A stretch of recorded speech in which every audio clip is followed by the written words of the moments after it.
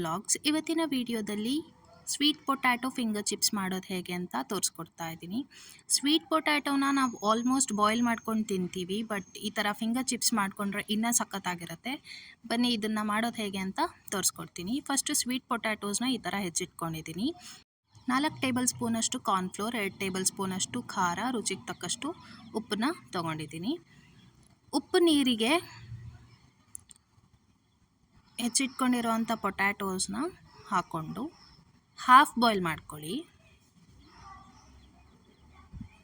So ಎಲ್ಲನೂ add ಮಾಡಿಕೊಂಡು ಒಂದ್ಸರಿ ಮಿಕ್ಸ್ ಮಾಡಿ ಹಾಫ್ ಬಾಯ್ಲ್ ಮಾಡ್ಕೊಳ್ಳಿ.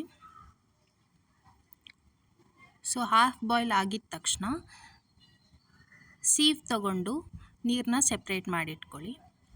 ಇವಾಗ ಒಂದು ಪಾತ್ರೆಗೆ ಹಾಕ್ಕೊಂಡು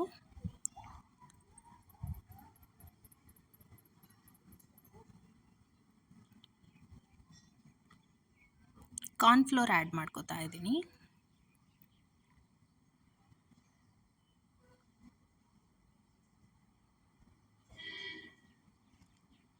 ಎರಡು ಟೇಬಲ್ ಸ್ಪೂನಷ್ಟು ಖಾರ,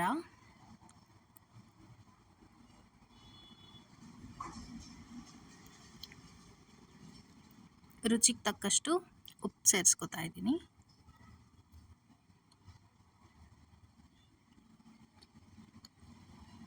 ಇವಾಗ ಇದನ್ನೆಲ್ಲ ಚೆನ್ನಾಗಿ ಮಿಕ್ಸ್ ಮಾಡ್ಕೊಳ್ಳಿ.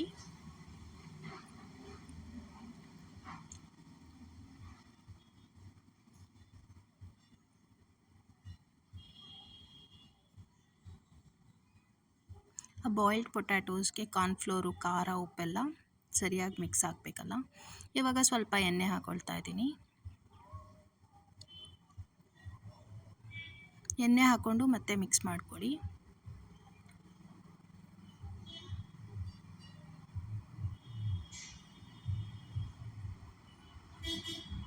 ಇವಾಗ ಕಾದಿರೋ ಎಣ್ಣೆಗೆ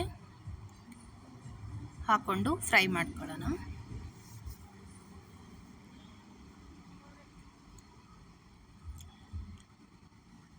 ಸೊ ಗೋಲ್ಡನ್ ಬ್ರೌನ್ ಆಗಲಿ, ಬಿಕಾಸ್ ಕ್ರಿಸ್ಪಿ ಆಗಿರಬೇಕಲ್ಲ, ಸೊ ಹಂಗಾಗಿ. ಸೊ ಗೋಲ್ಡನ್ ಬ್ರೌನ್ ಆಗಿದೆ. ಇವಾಗ ನಾನು ಒಂದು ಪ್ಲೇಟ್ಗೆ ಟ್ರಾನ್ಸ್ಫರ್ ಮಾಡ್ಕೋತಾ ಇದ್ದೀನಿ. ಟ್ರಾನ್ಸ್ಫರ್ ಮಾಡಿಕೊಂಡು ಬ್ಲ್ಯಾಕ್ ಸಾಲ್ಟ್ ಮತ್ತು ಚಾಟ್ ಮಸಾಲ ಮತ್ತು ಖಾರನ ಹಾಕ್ಕೊಂಡು ಮಿಕ್ಸ್ ಮಾಡ್ಕೊಳ್ಳಿ.